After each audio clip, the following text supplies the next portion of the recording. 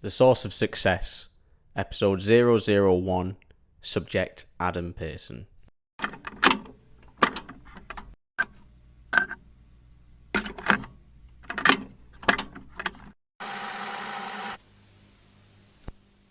you playing Man United on the pre-season tour? No, Man United aren't in the Premier League USA series, so they're doing their separate bits in Yeah, America. because I know they're there. Dad's there at the moment. Mm. They just played Leeds, haven't they? Man U have got a few fixtures over there, but it's not part of the Premier League series. They're doing like their own separate bits. Fair enough. Fair enough. What should well, I guess I'll just kind of start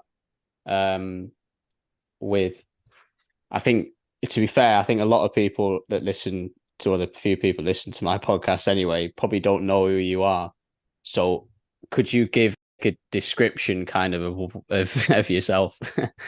Well, my name's Adam Pearson. I make Newcastle content. I've been going for a good few years now, so I'm someone that goes to every single Newcastle game, every single women's match. It's a hectic time being a Newcastle fan, especially with now being in the Champions League and got all these pre-season games, etc. to get through. So for me, pretty much what I do on YouTube is I go to the games. Obviously, I document it. I talk about my time as a Newcastle fan. It's just a good way for me to connect to our people, just like our fan channels out there. So it's always going to be Yeah. someone the team may love and they're going out and support it and showing that our people.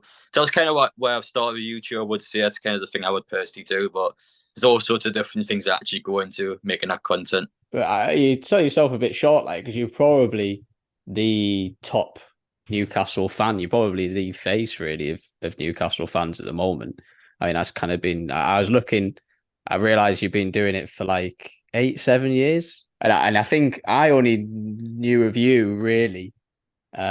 Probably when all the takeover happened. To be fair, and probably around that time. And I've been with the Newcastle women team since I was just thinking about it since just before 2020. So I haven't seen you really come up since then. I don't think you started going to the women's games then, did you? I think I did an odd one or so. I didn't really do many of. Obviously, I was at university at times. I've always been quite busy with that, and I never really had much opportunity to properly be invested in the women's team. So once the opportunity came, I went full time. Like the women's team is a big factor of actually being able to do stuff on the Sundays now. I'll start off with like the main big question because we'll get into talk about like Newcastle United and probably Man United as well and going to proper football stuff.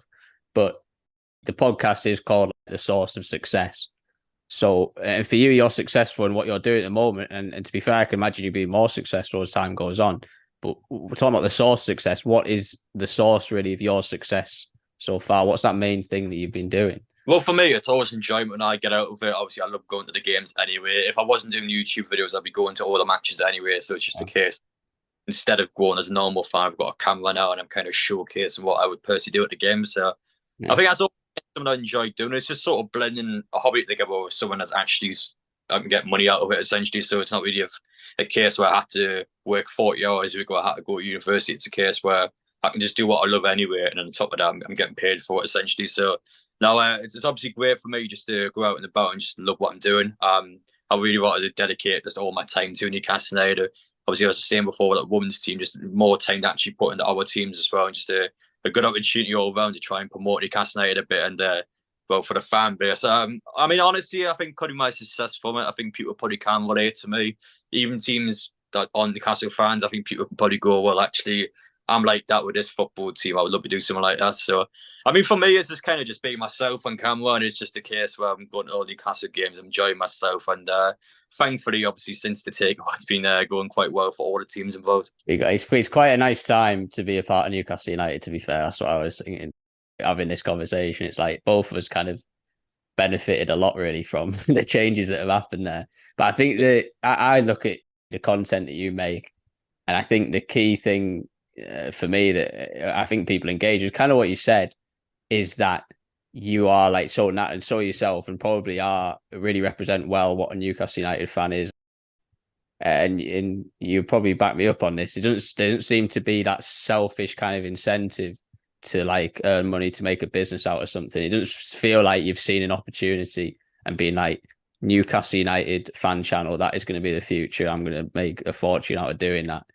To me, it kind of looks like someone who's like you kind of say really loves football but loves Newcastle United, puts a passion into something, and it comes across in your videos because it's very uniquely yourself.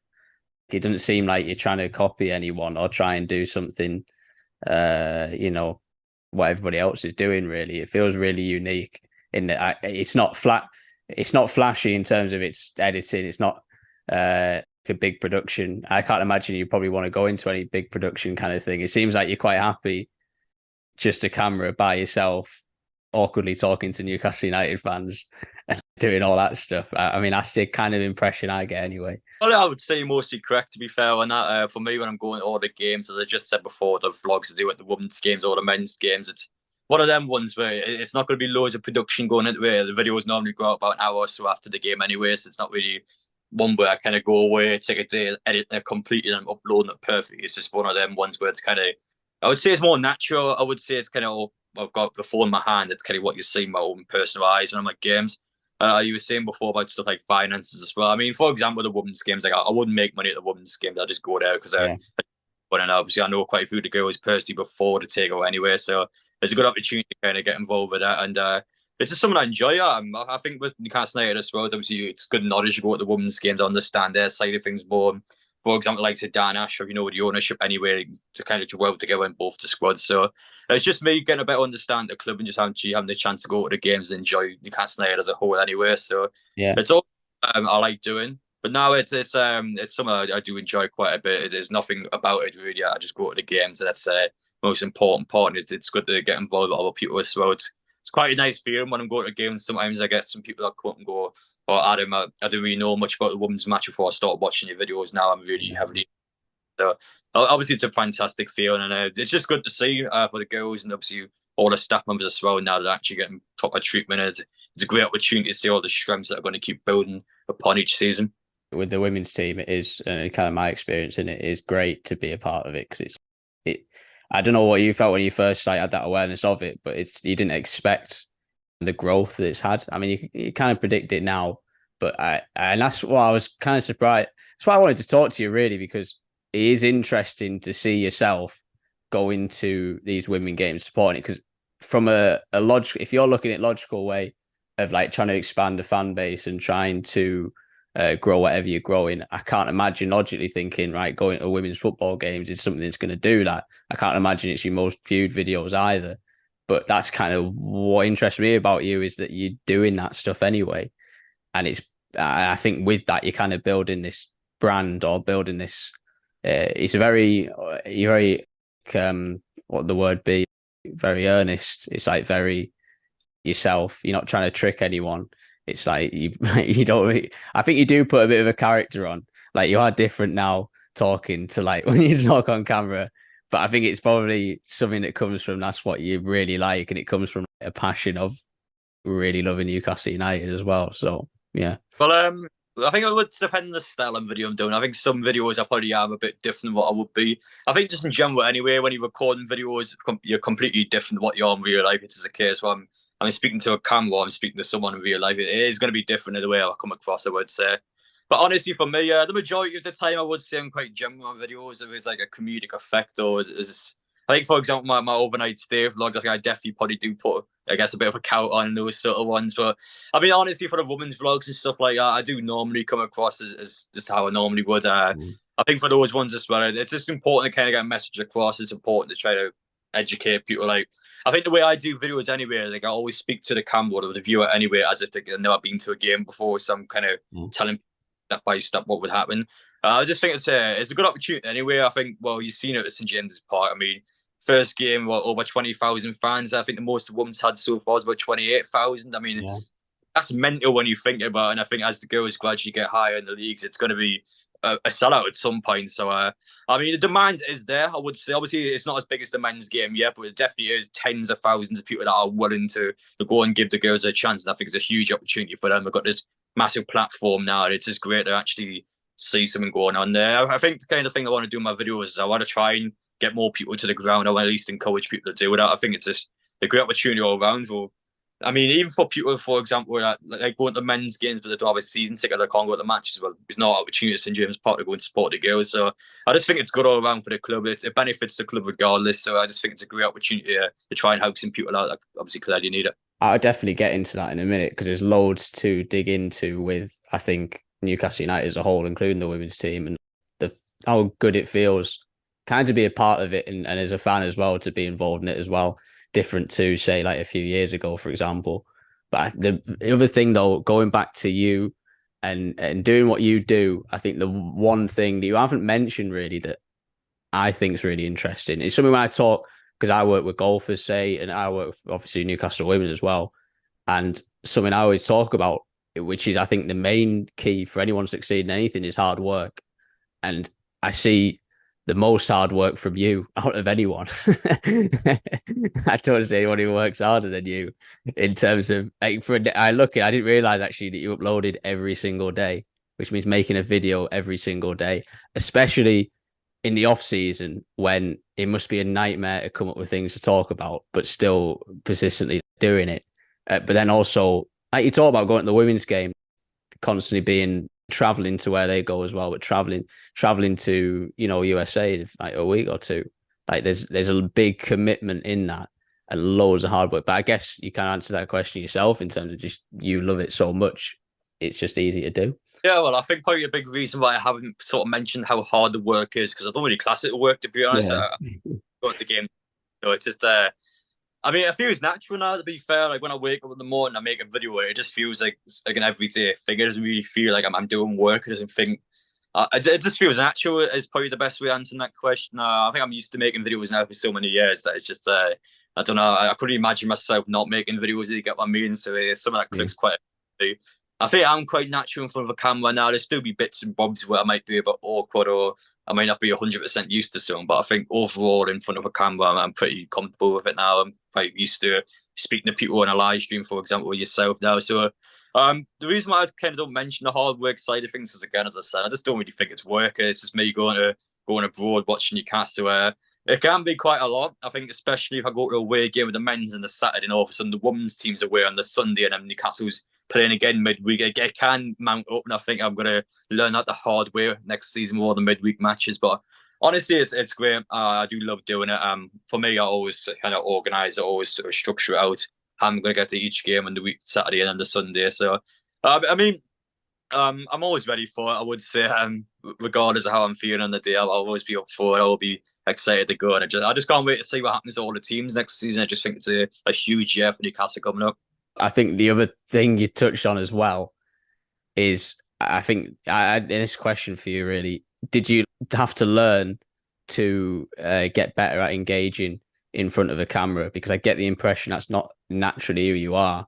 And it seems like something when you look at saying you're doing videos for 7 years, 8 years, whatever it's been, have you learned a lot about being engaging and being engaging in videos? Yeah, definitely. I would have definitely learned some things over the years. I think that's just what it is. I would even argue it's a bit trial and error. So yeah, I mean, now let's see. I get something wrong, or maybe I stammer a bit in the video, or maybe eye contact's not looking towards the lens. It's all these different things that you pick up over the years. Now, for me, there are certain cues I would look for in a video to try and get it across. Now, I think a big one for me probably is eye contact. So I'm looking towards my lens now in the camera. I think when you're making a video, for example, it's quite important to try and keep eye contact with the audience for the majority of the time. So it's always a case where I'm speaking to the viewer. So, for example, if I'm like looking away constantly, it doesn't come across as engaging. You get what I mean? It doesn't really come across like I'm speaking to someone. It's more like I'm just waffling on about loads of crap. But so when I'm looking at the audience like that, it actually looks like I'm properly speaking to whoever's watching the video. So there are little cues like that you always try and look up on. I think over the years when you do videos or you do live streams or whatever, you kind of pick up on all these behaviours. It's just it just comes naturally over time. I think you probably will learn. It might be a case where you even speak to someone that's been making content for years, might give you some tips. It's just, you kind of learn all this stuff yourself. I think YouTube as well, it's not really something where you get any help with. I think once you start making YouTube videos, that's it, you're on your own. You got to try and figure everything out yourself. So that's probably why for so many YouTubers, it takes years to even start going. So it's just a case where you learn yourself. I think you probably will get help with people along the way, but it's always something that I think you pick up naturally over time. I feel like myself, like I'm doing these, I don't know what I'm doing, but I'm doing this podcast and I've done it now. I did it with Dad before and then do it myself now. And I look at the difference between how I was talking like before and how I'm talking now in front of a camera is like miles apart. I used to do it with a script. So I used to just write everything out that I was going to say. And I just put the script there and I just say exactly the words there. Cause I was like, I don't know what you're like, but I'm like real perfectionist on getting things right. And then you kind of learn as you go along to kind of, I think probably what you're talking about there, nobody else would be interested apart from me, but it's like you kind of learn to kind of let the chaos in a little bit into the, like what you're doing. And you probably have the same when you go out in front of like crowds and stuff, and you're trying to be like, no, I want to film this bit or whatever. And it's like it just goes to. I see it when you when I watch your videos all the time. When people come in the background all the time, I'd be like, I could not handle that. But you just you make it like a part of the thing, and it kind of just makes it better, because it's that I was taught about in psychology. It's controlling what you can, but also balancing it with like the chaos of what's going on around you as well. And it's like those two things. Like it's like this podcast. If you just go in like, I'm not that bothered, just go loose and just talk about whatever.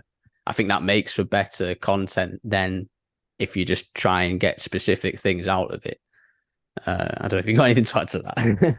Oh well, we're just on topic there with the people that come out say at St James's Park. Well, I think it's quite good interactive with the audience. So, like, let's say I make a vlog now, and all of a sudden you see people coming up with us after the game. But I think people watching that probably will try and do themselves at the next matches. It's someone that, I mean, the audience can connect to you. People can actually get involved with the videos, and it can be quite a lot. Sometimes I'm not going to lie, when you get crowds of people around you, it can be a bit much. And of course, when some people are drinking as well, some people aren't probably the best behaved, I would say. But it's always good. Yeah, so it's interesting. It's definitely trying to get all the words out about Newcastle. So, I mean, there's all sorts of bits and bobs that I do my videos. I think it's probably best to go with the flow. I think if you kind of plan things out and you want to do things a certain way, you just won't enjoy it. It'll just feel forced. And I think, especially on YouTube as well, you want to try and be more natural, more like yourself. You want to be going out there and just being you. And I think when I make videos about all the teams and when I'm going to all the matches, I just think I don't really plan stuff out. Maybe if there's someone important coming out, I probably will have like little notes jotted down where I mentioned briefly in the video, but it's never a case of it being scripted or how to do certain things. It will always be like me in control, but I might have certain little bits and bobs that I might add in gradually over time. So, I mean, probably the best way answering that question is probably to go with the flow. I think it's quite important to be yourself and not try and force anything. It might be an odd question, but do you watch or know of MrBeast? I'm aware of MrBeast, yes. Even as a sports psychologist, again, this will go over most people's heads, but as a sports psychologist and performing and also making content like what you're talking about, and I watch podcasts with him talking, and if people don't know, MrBeast is the top. I think he's probably his most subscribed, definitely individual YouTuber at the moment. But that's all based on absolute detailed analysis of the data of what the thumbnail is exactly going to look like. You notice now when you hover over a YouTube icon, it plays the first 10 seconds for you, even to the detail of making sure that 10 seconds is the most engaging thing. I find that so interesting, and how it kind of yourself, you start from 8 years ago and you come to now and you see how much you've improved. And it's someone like that who's also done that exact same thing, but the process of it, the detail to go into, the reflection and the analysis of every single video, that's kind of built him into what he is at the moment. I think there's like loads to take from that. I don't know what you think, but I think there's loads to take from that in not just making content, but also just in performance as well. Well, it's I think MrBeast has crazy levels of detail to go in his videos now. I mean, he has his own media team, so it'll be his media team that will manage everything, as he said there, with the thumbnails, with your 10-second layouts that are perfect in the video. There's all sorts of bits and bobs that, I mean, that would take days, if not weeks, of properly planning videos. I think especially with the videos that he does as well, how large scale some of the environments and stuff can be. I mean, it must take months to plan some of those and actually build stuff that he does in these videos. I mean, it's crazy the level of talent that will go on his channel. I mean, obviously the background behind MrBeast is huge. I mean, he quite literally probably is the best of the best YouTubers, I would say, in terms of production value and actually how much money he earns and how much money goes into the production as well. So, I mean, I probably wouldn't compare myself to MrBeast. I would say there's levels of deep. There's definitely a massive difference between the two. I mean, for me, probably are some bits I would do, but like stuff like the layout, for example, the 10 seconds in the video. I mean, that's not stuff I will ever honestly think about. I think eventually it probably is good long term to actually do stuff like that, to properly have that sort of mindset. Though, I mean, it's more for me just actually producing that content. Some bits like that I probably will focus on, but honestly, there'd be no any other levels of detail that someone like MrBeast would do. All right, last question before I probably go into more of the football stuff is, where do you see what you're doing really going in the future. Like you must have an idea of 5, 10 years time what this career, if you're calling it a career and going to build it into one, what is it going to look like? I always try to be a bit careful in these sort of questions. I think it's probably not the best thing to try and put yourself into a target. Like, let's say, for Yeah, example, 1 year's time, I want this many subscribers, or I want this much coming in. I don't think it's always the best way to do that for me. I kind of do go a bit with the flow.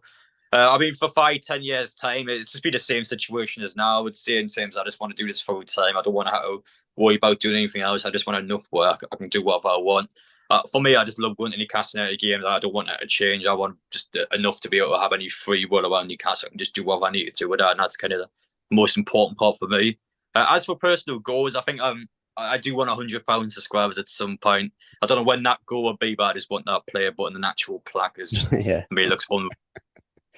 I mean, we're probably about 45, 46% of the way I there. was surprised So, when I like, looked. I was surprised when I looked today. I realized it was 45,000. I don't know how long ago was it 30,000? Because I was at Made you had 30,000 subscribers. That must have gone up quick. I think it has. It probably would have been about a year's got over said between those two. Obviously, with Newcastle, well, we're doing now, it's just one of them ones where it's going to probably go a bit quicker than it normally would, we say, a couple of years ago.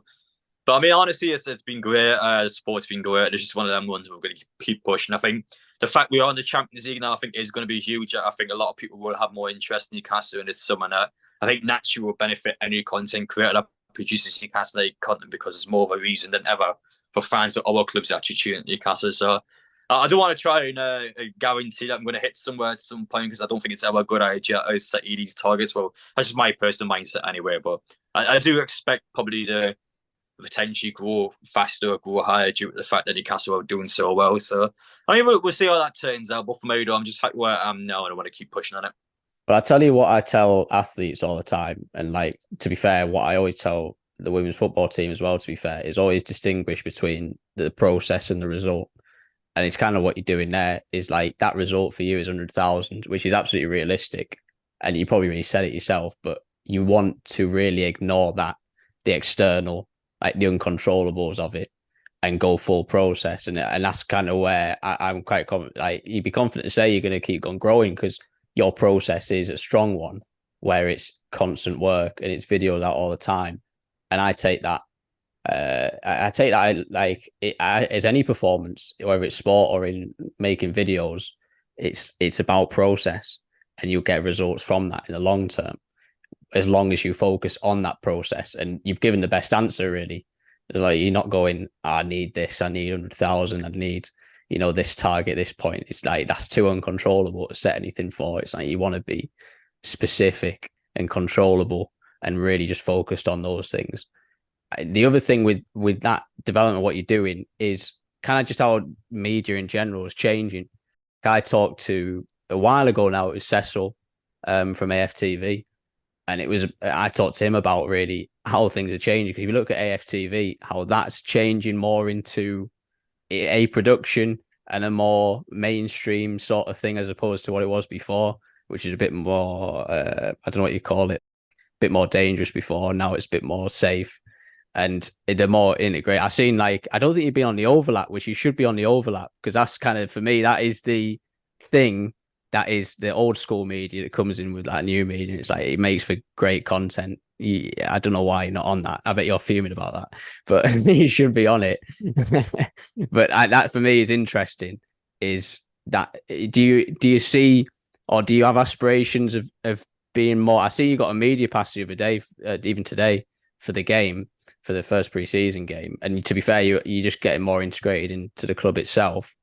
Is that a future you're seeing where people like yourself or even yourself are going to be more involved really in the clubs? Well, I think naturally over time, I think YouTube will become quite a big part of, I would definitely say, club media side of things. Well, I mean, I think especially like content creators such as myself that haven't got stuff like, well, I mean, journalist degrees or anything like that. I think it's I don't even think like football teams treat YouTube as a main source of media, even though when you look at statistics wise, YouTube probably is, if not one of the biggest out there, especially for sports media. So I think naturally over time it will just become more prominent. You've seen it before, as you're on about like the overlap. I mean, before the overlap, I can't remember if Sky Sports actually ever had like any shows dedicated to content creators. I think that's probably the first for them.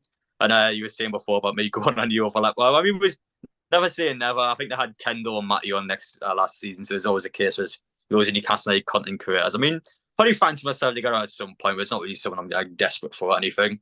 But I do definitely think naturally over time, YouTubers, content creators, fan-led media, I think will get more involved with the club. You mentioned before about my Gateshead media pass for that. Now, I contacted Gateshead in advance asking for that. Now, it can be a little bit different with the likes of Gateshead due to the fact they're a non-league club. Without trying to blow smoke, actually, I think I'm in a position where I can definitely promote Gateshead and try and get more people to attend those games. So I think it's definitely something that benefits them, and it's a good opportunity for me to kind of actually get amongst it. And for stuff like Newcastle, I've done quite a lot of media for the women's team, so they're trying to professionalise and officiate everything with the women's team now. So I think naturally over time, I think content creators will get more involved. I mean, Newcastle United now, for example, when I'm going across to America, they're trying to get more involved with content creators over there for some fan engagement events. So it's going to be something where it will naturally happen more, I think, in the media as a whole over the next 10, 20 years. But I still think we're not fully at stage now where I still class YouTubers and content creators as not really being mainstream media, but I think eventually you probably will get there, to be honest. Funny that it like what is mainstream media, because you the numbers you're doing, or the numbers that people like yourself are doing, are the same if not more than what that mainstream is. So it's almost like, do you really want to be a part of it? Like you say, you've got full control over what you do, and it's like sometimes you want that more than you want being a part of something. You get to kind of do what you want. So yeah, I mean, right, I've talked enough about that sort of stuff, because you do want to talk about Newcastle, you do want to talk about women's football as well. But I'll start off. What is it like being a Newcastle United fan now with the takeover compared to what it was before? Because the difference must be night and day. Oh, well, it's incredible. I'm sure you've got all sorts of different stories yourself. I mean, honestly, before the takeover, there was just no progression, to be honest. Like, things were just happening for the sake of happening. There was no end goal. There was no ends of the tunnel. It was just, I mean, what was the point of Newcastle before the takeover? It just went nowhere. Newcastle were always just trying to survive every season. We were never trying to get anywhere. And I think for Newcastle fans, just anyone involved with the club, anyone involved with the women's team, just every part of Newcastle, it was just terrible before the takeover. I mean, it was just depressing going to games. I mean, for example, myself, when I go to all the away matches, I mean, you're going down to every single away game, you think you're going to lose the majority of the time. What's the point? Like, down to matches, you're spending all day going out again, spending hundreds of pounds just to come back with like a 3-0 loss. It's just, what's the point? You just know you're going to lose half the time. It's just ridiculous. So when the takeover happened, well, it was just a blessing in disguise anyway, because, well, originally the takeover got rejected due to the fact that the Saudi Arabia PIF had approved part of the country itself. So we had those massive legal issues that we had to get sorted out in court. So now that we eventually got that approved, the takeover went through straight away, and it was just the best feeling in the world. It's just the fact he had people in. I mean, Amanda, I think she first went to a Newcastle game all the way back in 2017. So that was like 5 years before the takeover even took place. So she's been heavily invested for a while. She played a major part as well in City's takeover all those years ago. So it's definitely one of them ones where everything's kind of came at the right time. I mean, Mike Ashley was ready to set up, so it's just the case where we went in there. I mean, it's just been light and day ever since. I mean, Newcastle was in a Champions League 18 months later. The women's team's back in the third tier. It's just, everything just changed so quickly. I don't think you can really imagine it changing as quickly. If you asked me these questions, 18 months ago, or just never in a million years I thought it'd be here quickly. So it is a bit of a pinch, to be fair. It's one of them ones where you kind of look at it and go, well, I can't believe we're here now, but we are. It's incredible taking every part of this journey and just continue. I'm just for Newcastle fans, got ambition now. I think that's all we ever wanted, to be honest. Just actual ambition, the club trying to do something instead of just spending all the money and going all again. So there's no end product at all. Well, that's it. I don't know what you think of my theory, because I always think, I don't think it's so much to do with the money coming into the club. I think it's more to do with owners showing a real genuine care for the community, which I think comes across massively in it, more so than, I think there is that you got a bit of money, so you got a bit more hope. And I think I think just what Eddie Howe's done as well. I don't know what you think. I don't think they've really spent a lot of money considering what you think they would do. And I think they've done more than what you would expect with what they've spent and what players they've brought in. I think a lot of that does have to do with the culture of Newcastle United itself, because I think that St. James's Park is an absolute fortress, really. Like, I don't think teams are going to win games. Like, let's look at next season. Like, I don't think teams will win games at St. James's Park. they'll struggle to get a draw these days as well. It's going to be tough because there's the city itself, and I think you only know it from living around it. Is absolute Newcastle United FC, like all over, all the people, and I think that does make a big difference on the performance of the team. Well, it is going to be huge for the team. Things like War Flags, for example, they came back onto the table. There's all sorts of different factors that go into St James's Park, and I mean, a home record since the Takeover shows that. I mean, we lost 2 matches at home last season to Arsenal and Liverpool. And just in the full season, I think the worst team we lost to was Aston Villa, who finished 7th. I mean, we lost to only teams that finished in the top 7. I think that's a massive factor of Newcastle United's success, the fact that we are able to comfortably beat teams that are way lower down the table. There's no sort of, I guess, no way of struggling anymore. We're able to beat the large majority of teams in this league, and that's due to the fact of how well we play at home matches, Eddie Howe. Not just spending money as well. I've spent a little bit, to be fair, but I mean, the majority of your team, you've still got. I think before the takeover, you still got half the team that starts now. So Newcastle have obviously done quite well with the money to have. We haven't spent as much as the other team that would say in the top 6, which is definitely the big factor in that. I think Eddie Howe has done an amazing job. He's someone that clearly works hard. He's someone that clearly knows his best situation for the players. He knows how to get the best out of them. And I think Newcastle have done a very smart job bringing them in. I think on paper, when you look at Eddie Howe, he's probably not the best manager on paper to bring in, but he's someone that grafts. He really does graft, and he's being able to definitely prove the doubt as well. I mean, for example, even myself, I wasn't too keen when I first heard about Eddie Howe, to be honest, because I think Newcastle were heavily linked to Embry, who won 4 Europa Leagues in 7 years. So you're thinking, well, actually, this guy wins all these major European honours, let's get him in. That went down, and all of a sudden Eddie Howe pops up. And most people you probably see on paper think that maybe Eddie Howe was somebody could have got him when Mike Ashley was still around, but the fact he's came in with the takeover, he's got all these people that are doubting him. He just came out straight away, just grafted hard. He's got Newcastle to a place that I don't think anyone would have said at the start of the season. So massive testament. Someone I do class as a long-term manager now, and it's up to him with the money, all the players and everything at his disposal. It's up to him to be able to go out there and get the best out of the team, which so far he's done an incredible job. So Eddie Howe's played a huge part in it, but I think it's also down to your ownership, just knowing the best route to take. They actually understand the club. You understand what the fans want. You understand how every aspect of the club is also important to them. Well, you touched on like the women's team. I never seen it, and I never thought I'd see it. The owners genuinely care about the women's team. It's not like a gimmick. It's not like let's make good publicity. It's like genuinely backing them. Like they are there as people, not just funding it. Like they're there supporting it as well. And never thought I'd see anything like, and that makes a big difference to us as well. I think there's genuine care about the place. If we're going to talk about my dad being there and then what it's like now, that is a big difference. I think money is one thing, but I think the care kind of around the place, the heart of the place, the connection, I think, with the fans is completely different as well.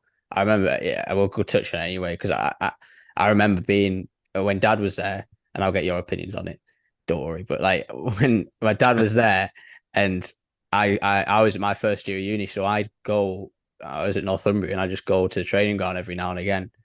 And when I go, the vibe was just awful. I don't know how. My dad's always very, especially when he's going to coaching and managing, when he's going to the training ground, he turns it on. He's like upbeat. He's like super positive. And it was, he's probably trading on him really, because the players themselves, for example, talk about Genie Wijnaldum coming in. And I was there at the stadium when they did the pictures and the announcement for Genie Wijnaldum and stuff. And like, just when it was empty stadium, and he was, I think he was always called like the Smiler or something. He was so happy. And as he was at Newcastle United, that smile slowly went away. Just being not because of the actual day-to-day of the club. And I think it always starts from the top. And I think it's like Mike Ashley, really, that that attitude drips down into everything else. And that was kind of what it was like. And it was just not a good thing to be a part of, which is a complete opposite to what it was before. I was going to touch on this because I was interested, because you would have been there watching the games when my dad was there as well. And I don't know what your opinion. You can be honest in your opinions of it. I don't really mind because it's not me. But like, what was it? What was it specifically like that season And what was your opinions of that manager then? Well, I mean, it's an interesting one with your dad, really, because, well, I think the majority of managers that were at Newcastle under Mike Ashley never really got funded, but your dad actually got like a decent amount of money to spend during his time, I felt like. Well, at least for the signs he brought in. He got really good signs, well, like some Mikovic right now, just in his first summer. I mean, it's a weird one because, well, I thought Newcastle actually weren't even that bad that season. I think going forward, especially in front of goal, I mean, we scored a lot of goals, but the problem being is that I thought we had a quite poor balance in the team. I think, especially at the end, the amount of goals Newcastle conceded on a match day basis was just crazy. I remember some of the away games lost like 5-1 to like Crystal Palace. When your dad's last game, we lost 3-1 to Bournemouth at home. It's always been one of them ones where Newcastle were able to score loads, but conceded just way too many. And I mean, obviously, I'm not going to just put all the blame on your dad because it's always going to You be. can do. Like, I just think any manager Newcastle under Mike Ashley, I mean, you get given the training ground there, you have a bit of money to spend. That's it. You don't get any support whatsoever. You kind of got to go there and work with it. And it's just there's no clarity either. I could imagine for any manager at Newcastle under Mike Ashley, I mean, you have to speak to Lee Charney, you don't get to ring anyone up. It's always been a case where you kind of get left to yourself. You got to make do what you can. I just think it's just an unwinnable situation. It doesn't matter if your dad was there 1 season, 3 seasons, 5 seasons. I mean, it would be the same outcome. He would have just got sacked anyway. It's just how it was under Mike Ashley. There was no progression. There was no way in how he was going to get anywhere. It just wasn't going to happen at all. So I know obviously you probably look back at it now and go, well, he's got sacked, Newcastle got relegated, so it must be a terrible season. But I think that a large majority of managers, I think, probably would have been the same situation anyway. I'm not really going to blame your dad for that, but I mean, honestly, I thought we actually played quite well going forward, but defensively, we were an absolute shambles at the back, to be brutally honest. my memory of it isn't great, but I remember we played all right against the top teams, and then we played poor against the poor teams. I always wondered about the psychology of that because I feel like there was real effort there when it was like when the fight was on, and it seemed like they just weren't bothered at all when it was just like sleepwalking, I imagine. But the other thing you said with the signings that he had, I remember Dad really fought for those signings. I remember that was the stress at the time. I'm just speaking for him. It was like yeah, Mitro and Genie. That was a lot. I think that was a big fight for Genie to sign as well.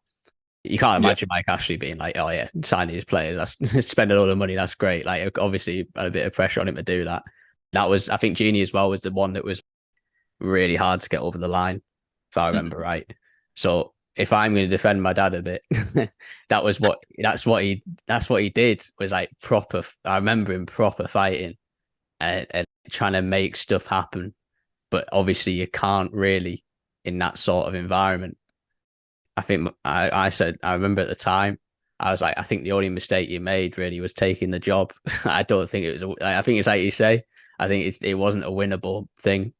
I mean, I don't know. Rafa seemed to do all right, but yeah, it was a really interesting time. And then I find it, I'm not talking about myself so much, but I find it funny. It's like now, just naturally suddenly being a part of Newcastle United and still being in the city and stuff. And before it was, so the fan base was so, from my perspective, it was like so like negative. It was so like, I was like, these aren't nice people because the abuse you kind of get. But now I'm like, I come see it from a completely different angle. Now I'm here and in the different, like the ownership and the change, like what you see more is the absolute passion that the fans have. That's always been the same, really. That's what they've always had is that real intensity. I was talking about this with, because I don't know if you know, but like that's what Eddie Howe's thing is, from what I can tell from reading at Newcastle, is intensity is our identity. Like that's how they play at the moment. Off the ball, it's like you got to get that ball back. You got to make the runs. You got to do so much. You got to do so much work. But I feel that's the same with the fans as well. Intensity is kind of their identity as well. Like, don't know, it's like yourself and like intensity. It probably is a proper Newcastle thing, really. They are intense, kind of hardworking people, and it probably shows from the fan to the club. I don't know what you think about that. Yeah, I think Newcastle fans just always wanted a team that tries every week. I mean, of course, Eddie Howe was in charge when it was a different manager. I think I could imagine the manager's getting quite a lot of abuse. I mean, I think that was kind of the problem as well because people need to take the anger out and someone Newcastle lose all the time because obviously Mike Ashley's not at the games. It kind of gets directed towards someone else. Now, I know obviously managers do play a big part in the squad, but again, there's only so much you can do under Mike Ashley. So It's definitely a case, but I think a lot of it is unfair. The only manager I can really say I disliked over the time was Steve Bruce, because I think he just did like the fans. But I mean, as for our managers, I thought the large majority were at least honest. They came out to try to do the best for Newcastle, but it was just, again, it was just always a sinking ship with you there on the Mike Ashley. There's absolutely no way you can get anywhere. The fact that Pardew was able to get European football on Ashley is just a complete fluke of a season. I mean, absolute miracle. I can't believe we even got to Europe under him. So I mean, it's definitely one of them ones where Newcastle would just go nowhere, and I think fans are angry. They're always going to take their frustration out either on the players, the staff members. It wasn't a nice place to be around. I think for myself back then as well, when I'm a lot younger, I would have got quite angry at stuff as well. So it's always been a case where I think Newcastle fans, you just want to see the team do well. So when things don't go well, it's always going to get taken out on someone else, unfortunately. Well, then that kind of fast forwards to now. What and we'll talk about. I want to talk about next season generally, but what are your predictions really for Newcastle United? I think it's hard to tell without you just got Tonali, haven't you? And it's I think most likely, I'm not really sure, but maybe there's more to come. I don't really know. But what do you think next season's going to look like for Newcastle? Well, it will be interesting, the fact when the Champions League now, you've got two different focuses you need for once, which is a lot different for Newcastle. I mean, the large majority of Newcastle players have never been in the Champions League before, so it will be fascinating to see how they can get on a different environment. I mean, for me, I think anywhere in any form of European football, so a top seven finish, I think would be good for Newcastle next season. I think a problem with Newcastle going into next season, I think it's probably the expectations now. I think you've got a bit of a problem with the women's team. You've just been promoted, or you just got to the Champions League, and now all of a sudden you kind of got to do all that again. And I think for Newcastle United, it's unrealistic for us to get top four again, bearing in mind that Chelsea are going to be battling again without European football. It's the same with Tottenham, even though I don't think they'll get there. Liverpool, I think, would definitely kick on a bit, and that's without mentioning the other teams in there. And even the likes of Aston Villa, you might not think, I mean, they finished seventh last season, but United, and we're under a full season, they've signed the class players again. It's going to be, I mean, the competition's high. It's very high in the Premier League, and Newcastle have got to be able to bring the correct players in, which I'm sure we will be doing behind the scenes. But it's also then we've got to balance the Champions League as well and get all our domestic cup competitions. Now, I think Newcastle definitely are trying to target winning the major honour, which we haven't done in so many years. So it's going to be interesting to see how we do in the likes of the Carabao Cup, the FA Cup, and also the Champions League. Now, if I was, I guess, a betting man on what I think Newcastle should do, I think our best bet probably is to actually finish third in the Champions League and then try and win Europa League. And even then, you got likes of Liverpool in there, so even that won't be easy. But I think that's probably Newcastle's best bet, and then you can get back into the Champions League if you were to somehow win the Europa League. So you've got all these different factors going into it. But realistically, I think Newcastle, if you were to finish top seven, it'd be a very good season in the Premier League. But I think, especially now, unless you be able to sign all these players in, which I think Newcastle potentially can do, but honestly, I don't think it's realistic for us to get back-to-back top fours. I just don't think it's possible at this stage yet, unless Newcastle again have an unbelievable season. I think it's really hard to predict. I think the thing I think is I think there will be success there next season. Just don't know in what way. Like you say, top seven, top six sort of finish would be great. But then you want to win silverware really. So that's another and you're so close to it before with the Carabao Cup. I think you've got to just kind of pursue that again. But it's you say it's so hard to predict. I was talking about this on another episode the other day, reacting to my predictions of last season and then thinking a bit about this upcoming season. There are so many teams that are going to be on the up. I think Chelsea have had such a poor season, almost like you forget what they're actually like. I think with a bit of organisation, I think Chelsea will suddenly be that top team. Spurs, I don't know what's going to happen with Spurs, but it looks like they're being a bit more sensible what they're doing, like with the manager they brought in. So I think there's a possibility they kind of creep in as well. Aston Villa under Unai Emery, it looks so good towards the end of last season that they're only going to go into this season look even better. And then that's not including all of your regular top four as well. And your top six, it's like the top half of the table itself is like to kind of getting in there is a bit of an achievement when before it was like getting in the top six, but there's so many teams there. I mean, honestly, again, I want Newcastle probably to try and focus more on the cup side. I just want to see us win something, to be honest. I think we're definitely in a position to start doing that. I know your dad was happy last season, but I mean, Newcastle, we've got the Wembley now. We had the opportunity to go there. I'm sure we can go back and actually try and win something this time. So, I mean, that's probably my main focus. I think, yeah, Newcastle, obviously, we had an unbelievable season. We do need to try and be a top six, I would say, on a regular basis. But realistically, I don't think it's probably possible for us to do that. I think your next step is to win something because, like you said there, like the thing I can wind you up on is that in that Carabao Cup game, it had no chance Newcastle were going to win that game. It didn't. I always say I think there's like winning something for the first time. I think is the hardest thing, and I think Newcastle are kind of there at the moment. You need to take that step into. It's kind of like now you take that little step into top four. It's like now you need to take that big step into we are a winning team at the moment, and that Carabao Cup final. It was a big example for me of a team turning up in Newcastle that were kind of too excited to be there. And it goes for the fans as well. Like that Trafalgar Square and everything, like all the fans being there. I think everyone was like, for Man United, it was just another day at the office. And for Newcastle United, it was like, we talk about arousal levels of psychology, like they were way up here. It's like too much. You need to be like, calm yourself down a bit. And I feel like the players are probably like that. I think the fans were like that. I think that kind of intensity that you have at home is really useful. I think it doesn't serve you well in those moments where you just need to calm and play your game, really. So that's, if I'm talking about psychology, the next step for Newcastle United is that, really, is to get to a final and be calm. Well, yeah, I definitely think that's true. I think that the actual teams itself, if you compare Newcastle United to Manchester United just based on the squads, I mean, there's a huge difference between the two. I mean, Casemiro got man of the match that game, a guy who's won, 5 Champions Leagues. I mean, this guy's won everything there is to compare it to a team where Kieran Trippier has played in the Champions League. Loris Karius has lost in the final, obviously, worst performance ever in a final.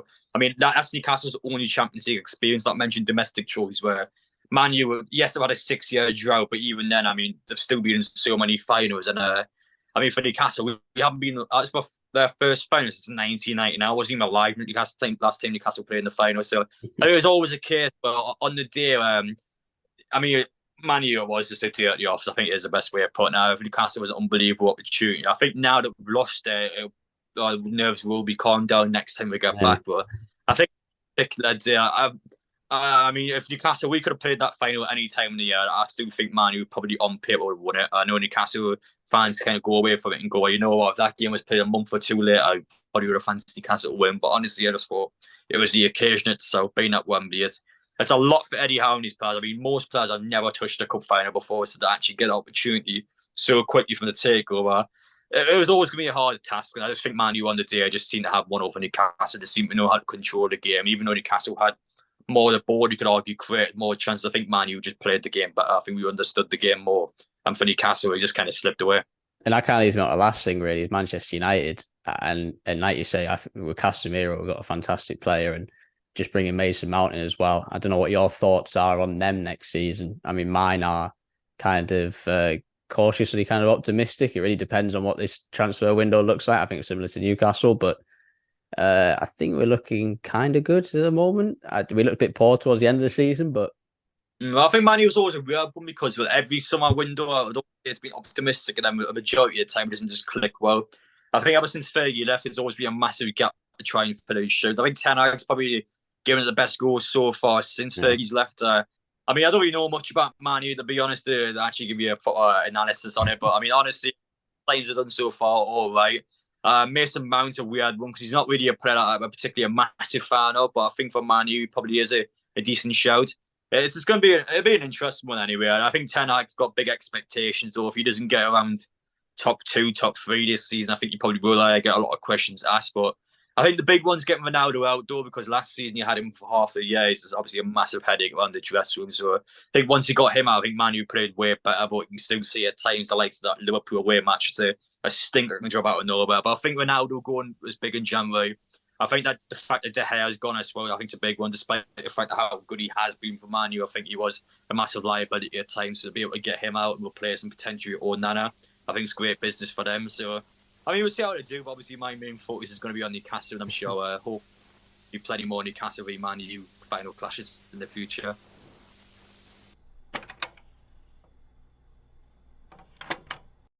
The reason why I wanted to talk to Adam, and I think I touched a bit on it in the conversation itself, is I've never seen someone really work as hard as he does. Uploading videos pretty much every day, always talking about Newcastle United, always travelling. When I'm at the women's games, he's always at the women's games. Puts a lot of effort into the work that he does. But the main thing I really got out of that conversation was Adam's first answer really regards to enjoyment. And it's not really something I properly considered before talking to him, but it was something really interesting to come out of it. One thing we didn't really talk about, which I wish I would have asked about, and something he mentioned as well, was dropping out of university, I think after just a few years of being there, and really taking a risk in doing YouTube and making videos and trying to build a fan channel in what he's doing. And I think he probably would answer a large part of that is following something that he enjoyed rather than something that in university wasn't really for him. And in following that enjoyment, it seems like he's got a lot of success out of it. If you watch the videos that he does and everything he does around Newcastle United, it's always filled with that honesty and that kind of enjoyment, and it's brought him that success alongside it. And for me, it really reflects as well on the success that Newcastle United on a whole are having, and how it's impacting someone like Adam, but also how Adam really represents why they are so successful, is that engagement with fans, is that sense of community around the city itself, and how the owners are kind of built on that, and it's made the club so much better, and it's really helped the people around it also. So that's really my lesson from it. The source of success, being sincere, being earnest, enjoying what you're doing. I think they're things that are not quite often talked about, but something that's really clear in Adam in what he does, and I think makes a massive part of where his success comes from. So that's it, one episode down. I've got to find someone else to talk to now. I'll see you next time.